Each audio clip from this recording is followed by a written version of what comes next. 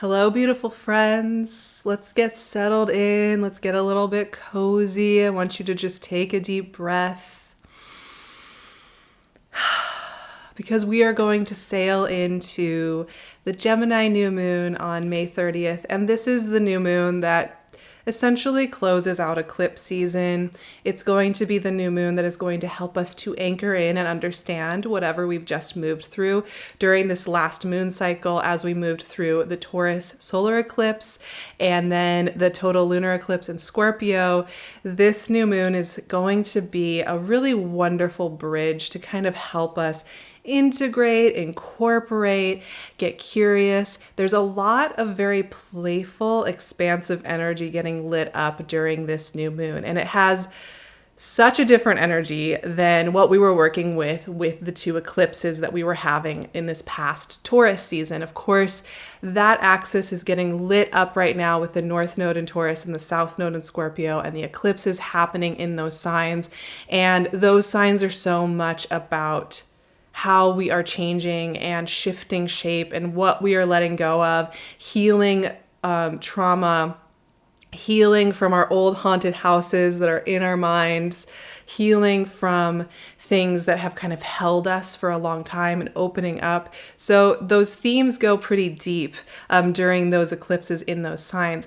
So when we get to Gemini, we're shifting gears completely. Gemini is an energy that is very playful, curious, interested in how we evolve and change, playing with ideas, keeping an open mind, asking a lot of questions. And because of this, I think this is going to be a really wonderful new moon for us to, like I said, integrate whatever we were learning during this eclipse season. I have to admit, I was doing a lot of deep healing myself during this eclipse season and going to some really deep places. And I know a lot of you were also doing that and maybe even feeling a little bit tender as we head into Gemini season and as we head toward this Gemini new moon. And I completely understand that. And so what I want to focus on today is how to connect with this energy and work with it with this in mind, that this is the new moon that closes out eclipse season, that this is helping us to see with fresh eyes. So let's get into it. Let's get into the details. So Sun and Moon, they're going to be hanging out together at 9 degrees of Gemini. Like I said, Gemini energy is an energy of creativity, playfulness, curiosity, ideas, asking a lot of questions. It's very conversational and playful. Curious to know, to scratch under the surface and just see what's there, to play, to connect. It's a really beautiful, lovely, dynamic energy. It's mutable air energy as well. So this is not so much about the containers, the strict, rigid ways we label ourselves or hold ourselves, but about being a little bit more, flowing, curious, seeing, what's bubbling up now that we've just moved through an eclipse season. What is waiting inside of me to be acknowledged? What's wanting expression? That's going to be the essential energy of this new moon. It is going to be, this is also a new moon. While this is happening, Mars and Jupiter are going to be conjunct in Aries, and that's loosely sextiling this new moon.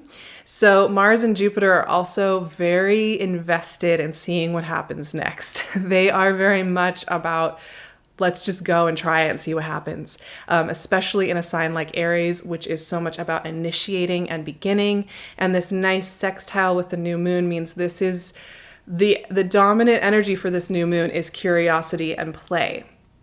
Now, here's what I find interesting about that. First of all, that sounds great. That sounds fun. I think we're all ready for a new moon that is focused on playful, expansive, curious energy. However, I think it's very interesting to approach that energy from the tender place of perhaps having done some deep healing or done some deep exploration in the weeks leading up to this new moon, right?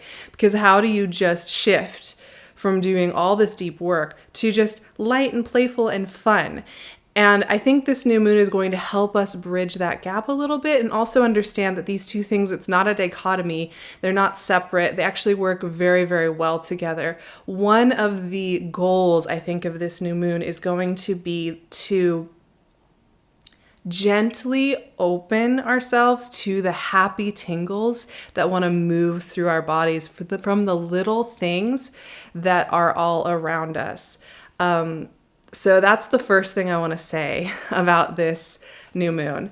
This is about the curiosity that comes when we just explore in the day-to-day and the mundane, the little things that give us curious tingles, excited, happy tingles. For me, when I see a dog or a cat anywhere when I'm walking around, I get happy tingles. I'm just like, oh, there's this essence there. I know I'm not alone on that one.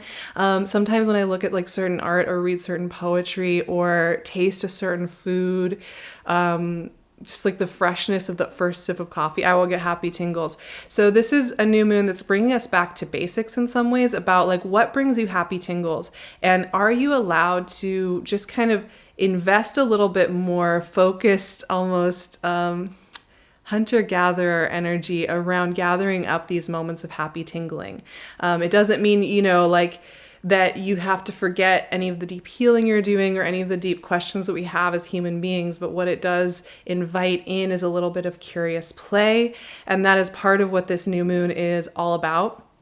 I think too, following those happy tingles, those happy moments when just something lights up and they're in these little small moments, they give us really good information about where we're headed next. And that is the next point I want to say about this new moon. This new moon with the energy of Gemini and then sextiling with that Mars-Jupiter energy in Aries, which is just so ready to go and try. This is about the creative possibilities within us. And once again, this is on the other side of eclipse season, right? We're closing out eclipse season with this new moon. And so this is about getting curious about who we are as we're transforming. It's about getting curious about who we are becoming, how we are becoming. And one of the essential things with this is that this is a really great time to drop any labels or definitions of ourselves that are not working anymore. We as humans, we like to have a little bit of control, a little linear narrative, a little good storyline. We kind of give ourselves these characters, well, I'm just a really efficient person, or I'm just a really laid back, easygoing person, and I just don't want any drama, right? And it's like, not all of these labels or definitions or identities are like necessarily bad or negative or even like incorrect. It's just that sometimes I think we put ourselves in these little boxes and then we feel we can get kind of stuck in them. And Gemini energy, once again, this is mutable air. So this is all about getting curious and playful and exploring what kind of I am labels we want to let go from ourselves, and how we would like to talk about ourselves moving forward. This is also in conjunction with the fact that Jupiter is very newly in Aries, and that's going to be a big theme of Jupiter in Aries as we go through that in the coming 5 months or so. The final thing that I want to say about this new moon before we get into the cards here is that in general, this is a Gemini season of deep listening. A lot of times Gemini energy gets associated with a lot of talking. And I have some of the best conversations. I have so many Gemini friends, and we have the best conversations. They are the people in my life, all the Geminis in my life, that I can call up and we can just talk about life. I love it. It's the best. I can just rely on the fact that we are going to have a fantastic conversation with lots of questions, lots of exploring, lots of humor.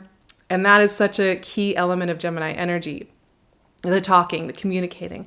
However, the other part of Gemini energy, the other part of this duality that is represented in air signs so often is the listening.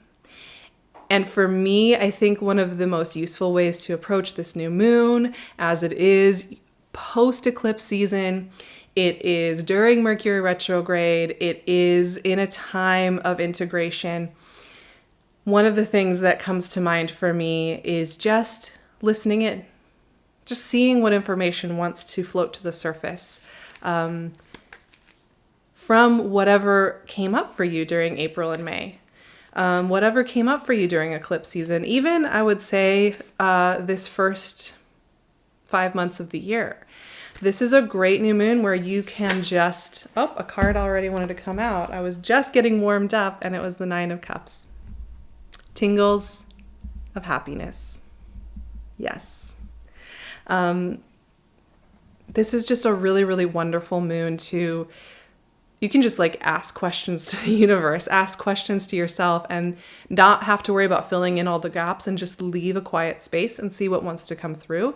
I think that's a really great way to connect with this energy, explore it, play with it. So those are the key aspects here. In general, this is about looking at the world with fresh eyes, looking at ourselves with fresh eyes, kind of getting beginner's mind again about the little mundane things that give us happy tingles, the way that we label ourselves, and the way that we like define our path in life. This is a really great time to just kind of suspend the storytelling and see what little clues and gifts are trying to come up out of us. So we're going in for the good stuff in this new moon.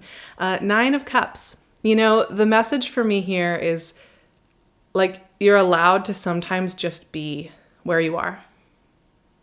Content.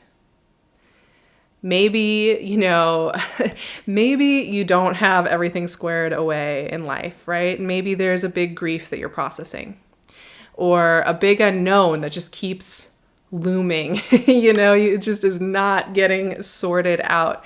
Maybe everything in life just feels like, what is any of this going to be? Maybe you're in a phase where there's just a lot of unknowns or a lot of things you're carrying or moving through. And if you are, I'm so with you.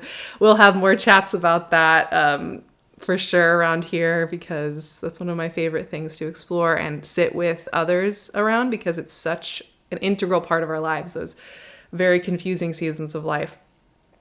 Even if you're in that right now, the 9 of Cups is a reminder it's okay to take times where you're just allowed to be. And I think this new moon in Gemini is going to amplify focusing a little bit more on just those little moments of satisfaction, those happy tingles, that sense of feeling safe. I think one thing to affirm too, if you like to work with affirmations or intentions, just a very simple thing here for this new moon with the messages coming through and the energy coming through is just to say that I'm allowed to just be at peace where I am. And just kind of riff on that and play with that a little bit, because this is a moon that just wants to kind of support and help us play and get curious. We don't need all the answers this new moon, but just opening the door a little bit, just softening up a little bit, just being okay, here we are, getting curious. That's all that this new moon is really asking of us at this time. It's a lot of medicine here. It's a lot of joy and love and kindness and connection. I think, you know, for me, Gemini energy is so friendly. It's so friendly on the universal level, the archetype. You know, I'm not even just talking about Gemini dominant people, but like the universal energy of this archetype and this energy is one of warmth and friendship and communion and being held. And I think sometimes like this new moon is kind of about like the friendship we have with the universe and the friendship we have with ourselves and the friendship we have with like all the components of a life, and feeling that kind of benefic friend that is holding us and like amplifying that sense of friendship and communion with it. For me, that's what the 9 of Cups is all about, and that's what this new moon is all about. And that just makes me happy to think about. So I hope you all have a beautiful Gemini new moon. I'm going to be activating this new moon over on my Patreon. It's a really special little place. I'm so appreciative for those of you who are there with me. you all have changed my life and it's a really special place. I'd love to welcome you over there. We have so much fun exploring and just being human. And you can find me on Instagram, of course, and on my website, my email, all those good places. So I will leave all the ways to connect with me. I would love it if you subscribe. We're going to be doing a lot around here. I'm going to be sharing more of my journey moving through this season of deep transition for me, getting settled in Sweden.